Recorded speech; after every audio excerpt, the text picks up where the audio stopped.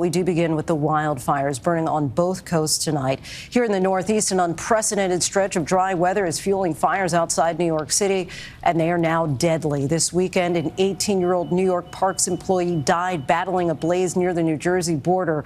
The fires created a haze over parts of the region and multiple air quality alerts. And in the West, Southern California's mountain fire has already burned through 30 square miles and destroyed more than 130 structures. Firefighters are struggling to get the upper hand. ABC's Morgan Norwood leads us off with the latest. Tonight, firefighters in New York and New Jersey racing to put out a dangerous wildfire that's already claimed at least one life. The Jennings Creek fire burning in a rural area about 35 miles northwest of New York City. The 3,000-acre blaze, 0% contained and threatening more than 24 structures. Conditions, tender dry, and residents like Doug Jones on edge. With the dryness, I'm concerned about embers flying over into my house. Families like Joseph Toomey's preparing in case they need to evacuate. My wife and I packed up some bags for ourselves and our kids in case we get that order. Everything's kind of ready in the car. And tragically, officials say 18-year-old Daryl Vasquez, a New York State Parks and Recreation aide, was killed battling the fire on Saturday. It's heartbreaking. It's very unfortunate. Wildland firefighting is one of the most dangerous jobs someone can have. And in the West, the mountain fire scorching more than 30 square miles west of Los Angeles since Wednesday. The fire's rapid spread fueled by what was the strongest Santa Ana wind event of the year, destroying more than 130 structures.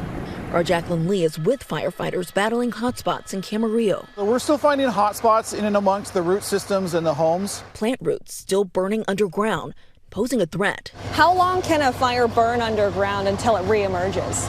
So it can burn for days. We can still find hot spots and smoldering embers and hot material for a couple days. Back in the Northeast, the smoke from the Jennings Creek fire seen for miles and blanketing New York City. Officials issuing an air quality alert and urging people to limit time outdoors. And Lindsay, even with the rain in the forecast, fire officials tell me here in New Jersey, they worry that rain won't be enough to help knock down the flames. Still, there are hundreds of firefighters on the ground. They are still working as we speak around the clock, and it could take days before they get this fire under control, Lindsay. All right, Morgan, our thanks to you. The region, of course, desperately in need of rain. Let's bring in ABC News meteorologist Samara Theodore. Samara, when could we see some relief?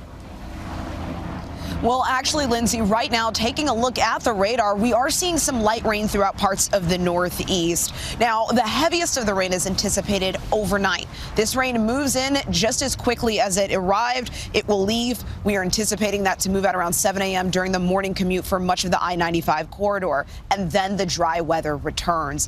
While we need the rain, it's not a significant amount of rain. Anywhere from 1/4 of an inch to 1/2 an inch is anticipated with this round.